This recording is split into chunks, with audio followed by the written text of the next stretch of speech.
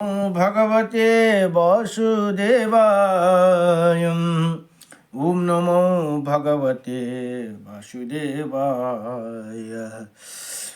कृष्ण प्यारे से विनती हमारी, श्यामा प्यारे से विनती अर्जी हमारी।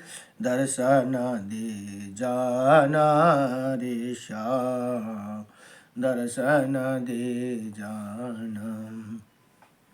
मैं भूला हूँ जग में आकर, मुझको चेताना रे श्याम, मुझको चेताना रे श्याम। आया था मैं किसी कारण से, कारण बतलाना रे श्याम, कारण बतलाना रे श्याम। पंथ आपका भूल गया हूँ, मार्ग दिखाना रे श्याम, मार्ग दिखाना रे श्याम। कृष्ण प्यारे से विनती हमारी, श्याम प्यारे से अर्जी हमारी। दर्शन दे जाना रे श्याम, दर्शन दे जाना रे श्याम। प्रेम रूप का देकर दर्शन, चरणों में ले जाना रे श्याम, चरणों में ले जाना रे श्याम, चरणों में ले जाना रे श्याम। कृष्ण प्यारे से विनती हमारी, श्यामा प्यारे से अर्जी हमारी। दर्शन दे जाना रे श्याम, दर्शन दे जाना रे श्याम। र खाली न बसौँ श्री कृष्ण परमात्मा को लीला कथा सुनेर, उनकै कीर्तन गरेर उनैलाई स्मरण गरेर शान्तिसँग बाँच्न सक्नेछौँ भनेर यहाँ बताउनुहुन्छ। र अहिले 7 श्री ब्रह्माण्ड महापुराणको 7 अध्यायको प्रसङ्गमा, अब यो अध्याय बडो लामो छ, 400 कति 80सम्म कति होला श्लोक। अब अघिसम्म 81 श्लोक 1 देखि लिएर 81 श्लोक भने अब 82 देखि यहाँ भन्नुहुन्छ, यहाँ काश्यप ऋषिको वंशको वर्णन चल्दैछ है। उनको सन्तानहरूको कति कति 13 जना त माताहरू हुनुहुन्थ्यो, उहाँहरूको बडै काश्यप ऋषिबाटै सबै सन्तान सबै सृष्टि भएको यो कलियुगमा भन्ने बताइएको छ न। अब यहाँ उसके बाद पिशाच विवाह की रीति से अपनी रोती हुई दोनों कन्या राक्षस के साथ विवाह कर दिया। फिर अपनी पुत्री द्वारा धन के विशेष में अज और सुंड ने सुनाया इन्हें। इसी एक कन्या का नाम ब्रह्मा धन है, जिसका ब्राह्मण ही धन है, अर्थात इसका आहार ब्राह्मण है। इसी प्रकार सुंड ने कहा, इसी ये जिसके समस्त शरीर पर बाल है, वही जंतु धना नाम की कन्या है, इसका धन जंतु भाव है भनेर यहाँ भन्नुहुन्छ। अर्थात इसका भोजन जंतु ही, ये अज है उसका भोज रूपी ही धन बताया। और वो कहा कि जिसे सारे शरीर पर केश है, जो कन्या जंतु धना नाम की है, ये राक्षस प्रसूत कन्या है तथा महान गर्जना करने वाली है भनेर यहाँ भन्नुहुन्छ। अब ब्रह्मा धना नाम की जो कन्या है वो लाल वर्ण की है तथा उसके शरीर पर रोम नहीं है, वही ब्रह्मा के आधान से प्रस्तुत कन्या है तथा वही भी घोर गर्जना करने वाली है। इसी प्रकार 2 पिशाच कन्या की उत्पन्न हुई थी। पुनः दोनों की संतानों की उत्पत्ति मैं बताऊंगा, आप सुनो। उनका नाम है हेति प्रहेति उग्रह पुरुषया वद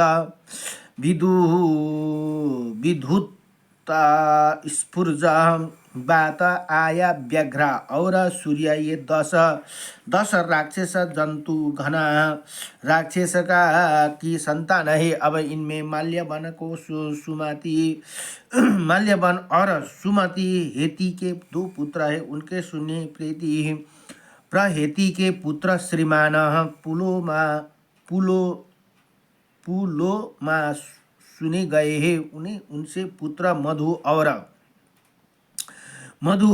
और दूसरा माहुग्र लवण हुआ भनेर यहाँ भन्नुहुन्छ। वही महायोग और बल से युक्त था और महादेव शंकर के पास रहता था। उग्रकार पुत्र विक्रांत और ब्रजाह सुने गए हैं।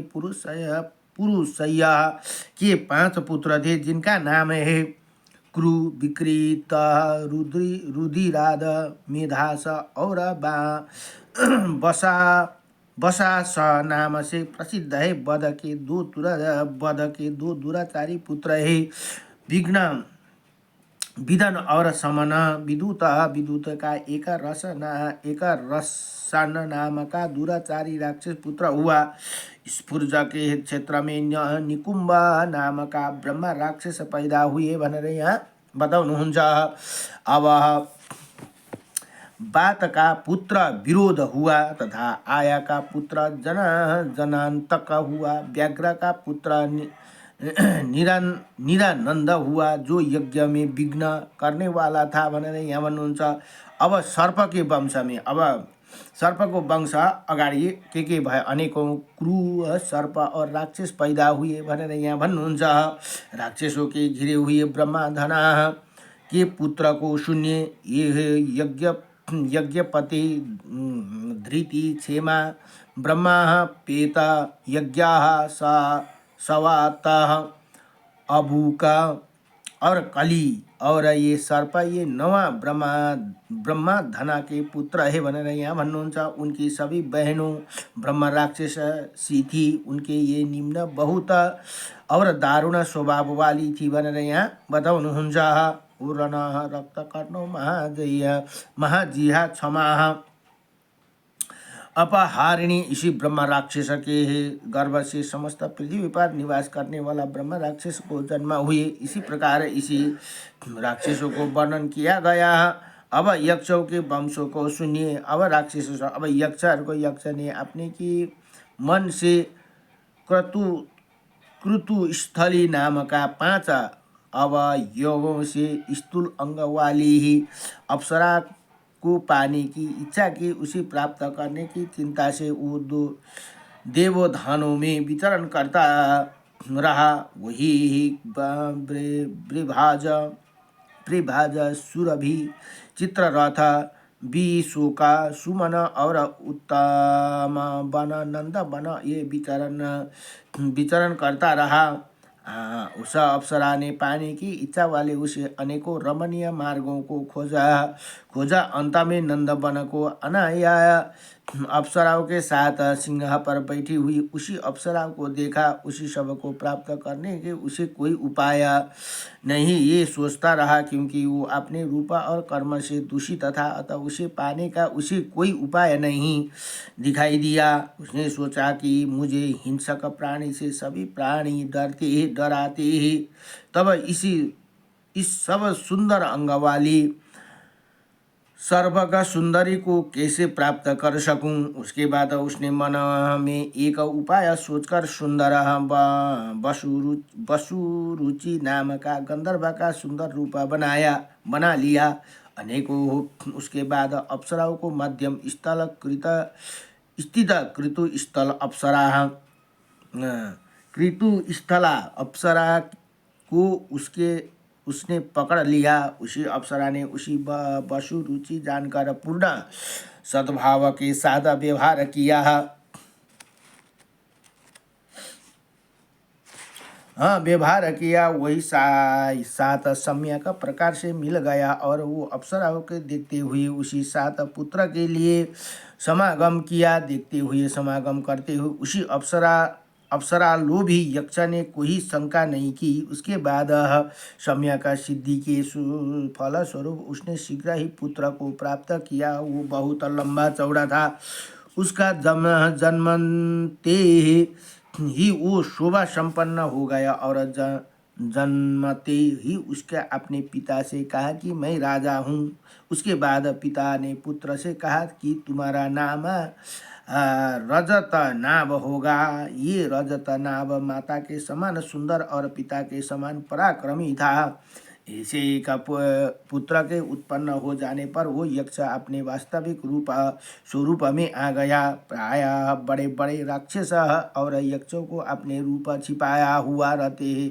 वो सोते समय, मरते समय, क्रुद्ध होते समय, डरते समय और हर्षित होते समय अपने वास्तविक रूप में आ जाते हैं। तब जब वो यक्ष अपने वास्तविक रूप में आ गया तब आश्चर्यचकित होता हुआ वो यक्ष उसी अप्सरा से बोला कि उसने अप्सरा से कहा कि हे सुमुखी, अब तुम अपने पुत्र के साथ घर चलो। ऐसे कहकर अचानक वहाँ अपने रूपा को आए हुए उसी यक्ष को देखकर सभी अप्सराएं क्रोध से विभ्रांत हो गई और भाग चली। उसी जाती हुई अप्सरा के पीछे कृतस्थली भी चली और उसके पुत्र ने संतावना देते हुए उसे गंधर्व और अप्सराओं को समूह के पहुँचाया और पहुँचकर लौट आया। फिर उनके उस उपस्थिति के को यक्ष और अप्सराओं ने समूह के कृतस्थली से कहा कि तुम यक्षों को पैदा करने वाली हो। उसके बाद यक्ष अपने पुत्र के साथ अपने घर को चला गया, जहाँ पर बरगद के पेड़ होते हैं वहाँ पर यक्षगण शयन करते थे भनेर यहाँ बताउनुहुन्छ। अतः बरगद के वृक्षों में यक्षों का निवास स्थान है। अब रत्ननाभ नामक ये यक्षों की पितामह था भनेर यहाँ भन्नुहुन्छ। उन्होंने अनुहाद नामक के दैत्य को परम सुंदरी कन्या भद्र के साथ अपनी विवाह किया। उसी भद्रा ने जितेंद्रिय मणिवर नाम का पुत्र का उत्पन्न हुआ था। भद्रा ने एक दूसरे पुत्र मणिभद्र को भी उत्पन्न किया जो इंद्र के समान पराक्रमी था। उन्हें दोनों पत्नियां सभी बहनों थी और वो कृतु स्थली की शुभ पुत्रिया थी भनेर यहाँ भन्नुहुन्छ।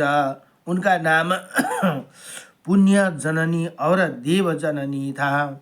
अब मणिभद्र से पुण्य जननी जिस शुभ आचरण वाली पुत्रों को पैदा किया उसका नाम है सिद्धार्थ, सूर्य, तेज, सुमन, नंदन, मांडुका, रुचक, मणिमंत, वसु 8 वसु 9 सर्वानुभूत, शंका, पिंगाक्ष, भीरु, ओसम, दूर, सोम, पद्म, चंद्र प्रवाह, मेघवर्ण, सुभद्र, प्रघोत, महाधूति, धूतिमान, केतुमान र दर्शनिया और 24 सुदर्शन ये 24 पुत्र पुण्य जननी से उत्पन्न हुए भनेर यहाँ बताउनु भयो। मणिभद्र के ये सब पुत्र पुण्य लक्षण वाले थे। उनके पुत्र को पौत्र और पौत्र सभी पुण्य लक्षण वाले तथा शुभ लक्षण वाले थे। देवजननी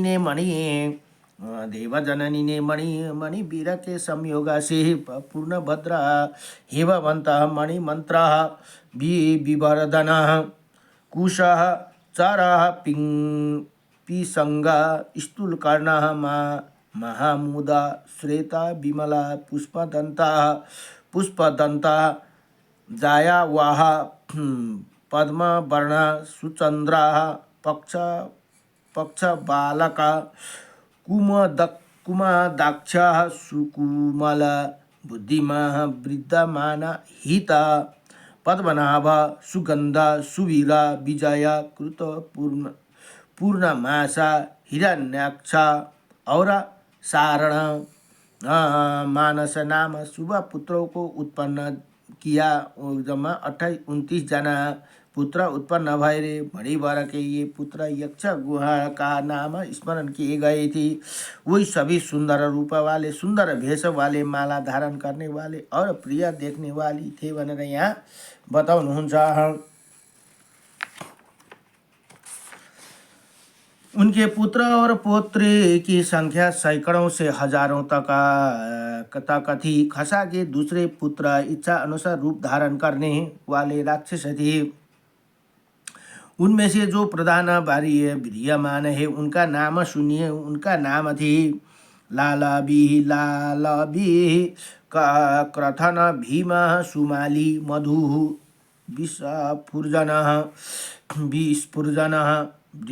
जिहा माता मतंग धूम्रती चंद्र अर्क भीकर बुधन कपिलोमा प्रशासक पीड़ा पर त्रिनाभ विक्राक्ष निशाचर त्रिशरावशत दृष्टा तुंडकोश राक्षस अश्वाह अकंपन अर दुर्मुख। ये निशाचर इसी प्रकार ये 27 राक्षस विशेष पराक्रमी और गण रूपी थे भनेर यहाँ भन्नुहुन्छ। ये सभी लोगों का में वितरण करने वाले राक्षस देवताओं के समान आक्रमण करने वाले थे और उनके साथ और बेटियां भी उनके साथ यथाक्रम नाम से सुनिए भनेर यहाँ बताउनुहुन्छ। साथै उनका कन्याओं द्वारा संतानों के उत्पत्ति हुई, जिन गणों का उत्पत्ति हुई उसके भी सुनिए भनेर यहाँ वो 7 कन्या है। आलम्बाः उत्कचाः उत्कृष्टाः नैऋत्याः कपिला शिवा केशिनी। ये महाभाग्यशालिनी 7 बेटियां थे। उनसे समस्त लोगों को मारने वाला, युद्ध में ना हराने वाला नम्र राक्षस गण उत्पन्न हुए। उनका एक अलम्बा के पुत्र का नाम अलम्बेय, दूसरा उत्कचा के पुत्र का नाम अतचेयगण था। उसी प्रकार उत्कृष्टा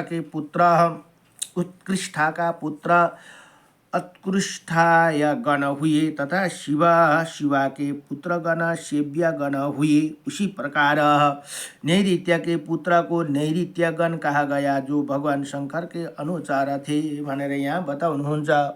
भगवान शंकर के अनुचरण गण के प्रजा सर्गक विक्रांत और सूर्य संपन्न नैऋत्य नाम से दानव राक्षसों देवा राक्षसों को उत्पन्न किया। उन्हीं सबका अधिपति विरूपक नाम से प्रसिद्ध हुआ।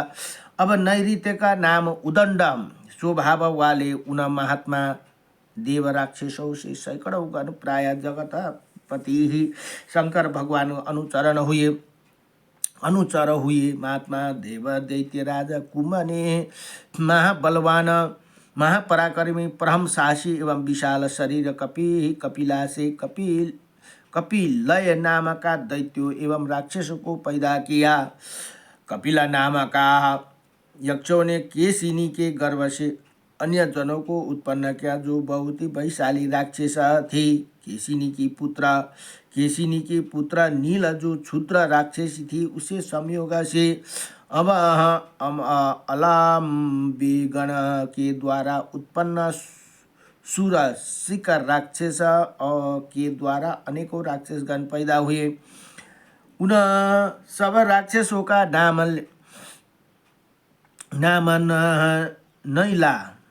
नैला नाम से सुप्रसिद्ध हुआ तथा वो दुर्जय और घोर पराक्रम वाले राक्षसगण समस्त पृथ्वी पर विचरण करते थे तथा वो देव और लोकों दोनों प्रकार के शक्तियों से संपन्न थे। उसके वंश की संख्या बहुत होने के कारण बताई नहीं जा सकती। उसी नीला की भी ये विकचा नाम की पुत्री थी जो स्वभाव से महान पराक्रम वाली थी। उसी विकचा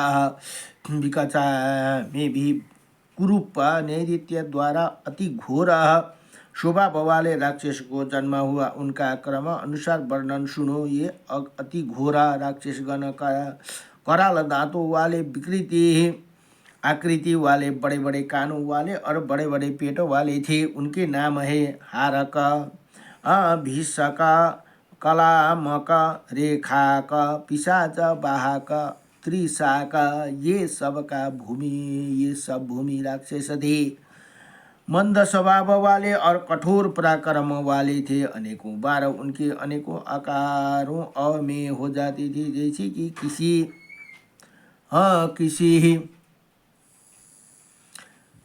किसी ने भी नहीं देखा है। वो सब उत्कृष्ट बल और पराक्रम संपन्न थे। इसके कुछ आकाशगामी भी थे भनेर यहाँ बताउनुभयो। देखते देखते ही छोटे से छोटे रूप धारण कर आकाश में विचरण करते थे और सैकड़ों और हजारों संख्या में इसी लोका को छेके हुए थे। इन्हें सब अनेकों प्रकार का भूमि राक्षस अन्य क्षुद्र राक्षसों को मिलाकर चारों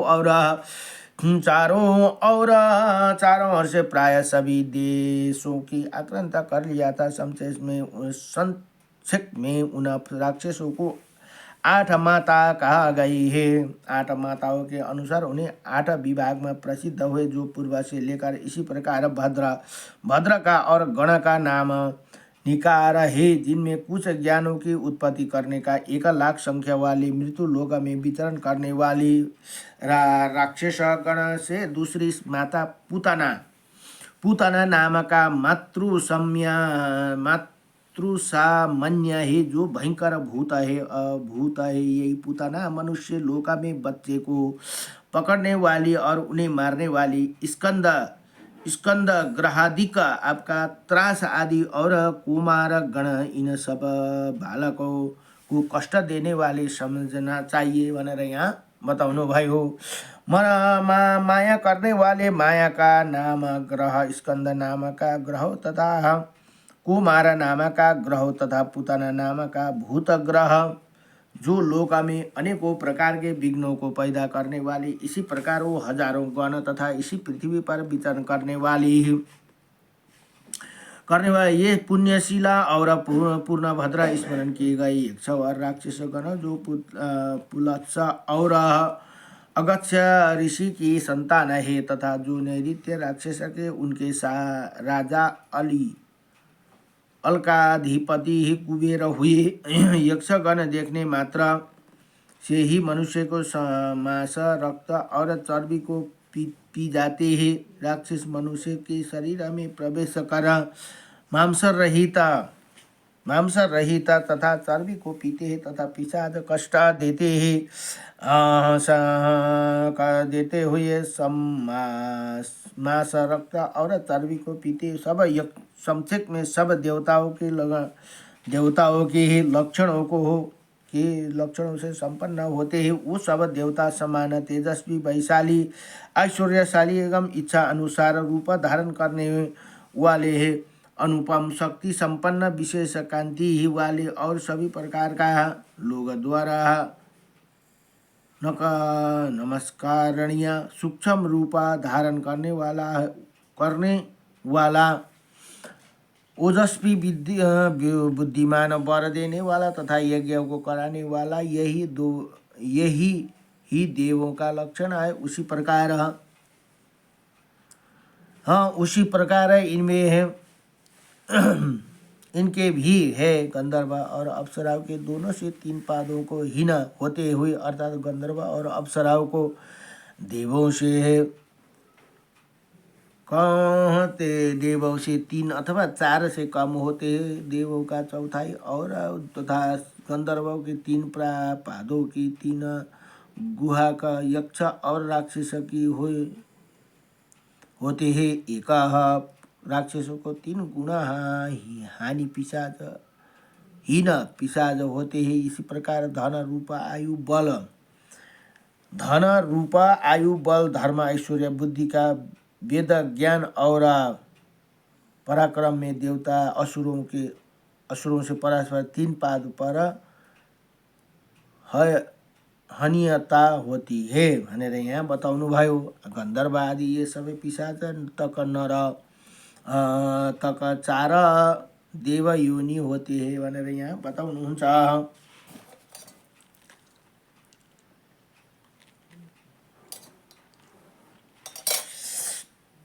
सुताजी फेरि बताउनुहुन्छ। सुताजी ऋषि कि ऋषि वृंद, अब आप क्रोध के वश में रहने वाला प्रजाओं को वर्णन सुनिए। क्रोध की 12 कन्या को उत्पन्न हुई और वो सब पुलत्स्य की पत्नियां हुई। उनके नाम सुनिए।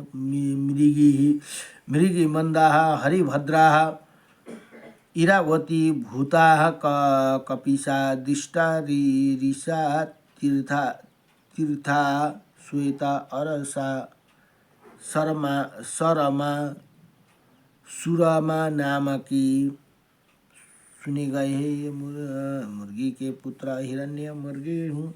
हाँ, मृगी के ही पुत्र हिरण्य तो हुए अथा उन्हें मृगी खरगोश, सरब, रुरु और पित्रा नाम का पशु उत्पन्न हुए। मृगभंदा से रिक्ष पैदा हुए तथा अन्य नील गाय उत्पन्न हुए। मरीषि ऊँट, कराय, खड़गा, गैंडा तथा गोरमुख नाम जंगली पशु भी उसी से उत्पन्न हुए। हरि के पुत्र बानर हुए तथा लंका लंगुली, बंद, तारछुक, भेड़िया, अनन्या छोटी जातिया की बानर, किन्नर, बाघ, किम पुरुष, सिंह, व्याघ, नीला, हाथी आदि क्रोध से होने वाला अज, ग्रहा, मजार, मूषका, मेढक, नकुल, नेहाले, बलकल्ल आदि जंगली जानवर सभी उसी से उत्पन्न हुए। और पुलह की पत्नी सुबह श्रेष्ठ हम उसे हंस को पहले पिता पैदा किया तथा उसके शतमुख हरित वर्षमा भीषण शुभ लक्षण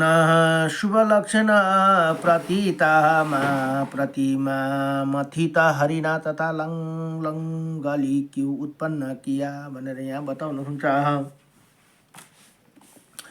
श्वेता से पुलस्य दानवा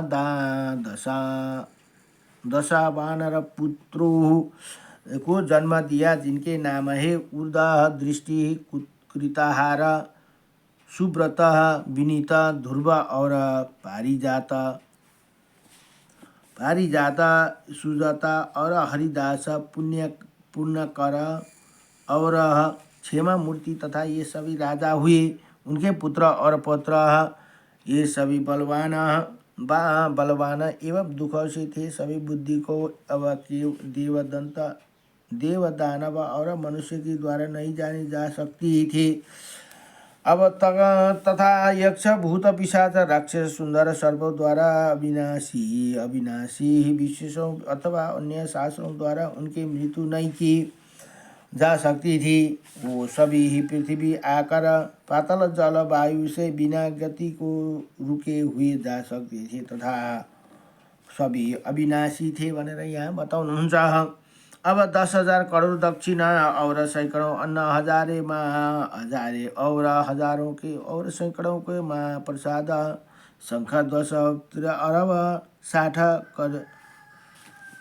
करोड़ 60 करोड़ लाखों अरबों सैकड़ों 10 करोड़ सब रथ तथा नयाँ महापदमा ये संख्या कुलीन बानरों की है भनेर यहाँ भन्नुहुन्छ। सभी बानरहरू तेजस्वी, शूरवीर, इच्छा अनुसार रूप धारण करने वाला, वैशाली, दिव्य आचरण करने वाली, वेशभूषा वाले थे तथा ब्रह्म ज्ञानी और अग्निहोत्र करने वाले थे। वो सभी यज्ञ करने वाले तथा सैकड़ों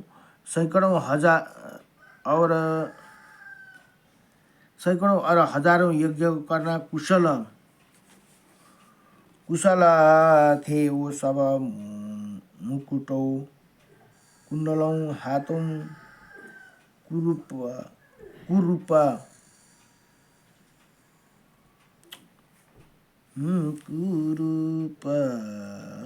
केयूर से संलंकृत थे। ये सब वेदों को वेदांगों, विद्वान तथा नीति शास्त्र विशारद थे तथा सभा अस्त्रों को संचालन में सारा कर्म करने कुशल थे। ये सभी दिव्य मानी गए अतः पुरस्कृत तथा दिव्य मंत्र दल प्रयोग करने वाले थे। ये सभी बाल शूरवीर तथा सब शास्त्रों के प्रहार करते थे भनेर यहाँ बताउनु भयो।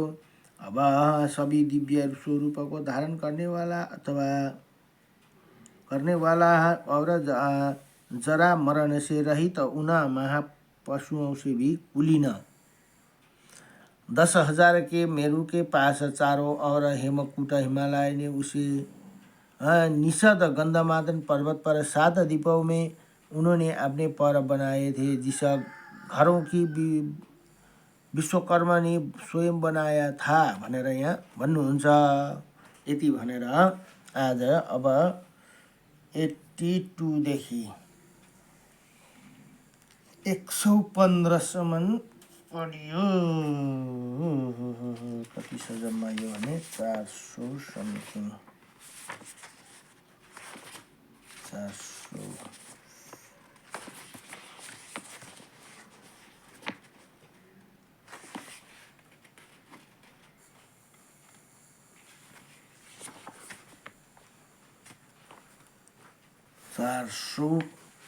479 रहेछ। अब भोलि चाहिँ लगभग सकिन्छ होला।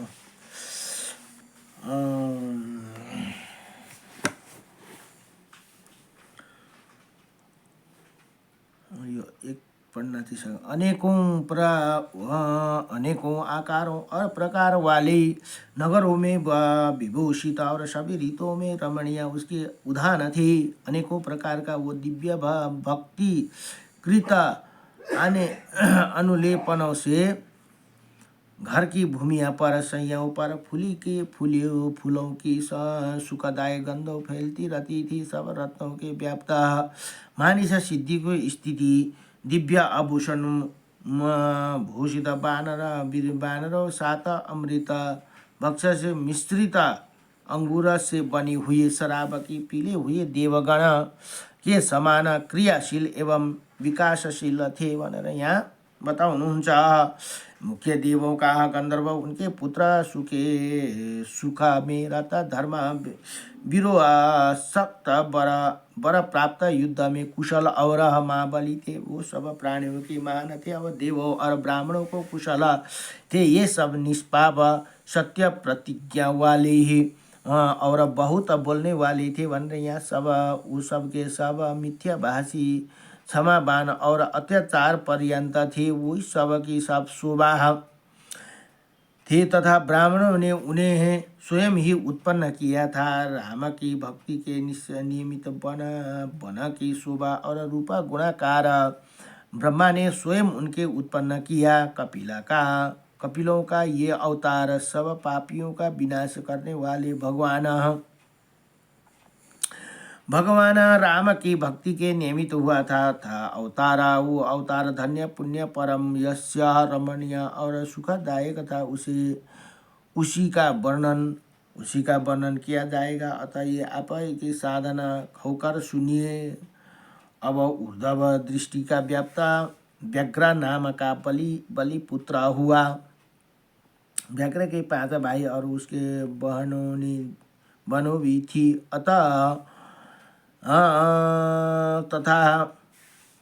तथा उन्होंने अपने आप को अनुरूप अपना पत्नियों को प्राप्त किया। व्याघ्र का सरब नाम लोकप्रिय प्रसिद्ध पुत्र उत्पन्न हुए। उसे अपने पराक्रम को विद्वान भाई को हुए भनेर यहाँ पराक्रम सम्मत विद्वान भाइ हुए भनेर यहाँ बताउनु भयो। र आज यति भनेर अब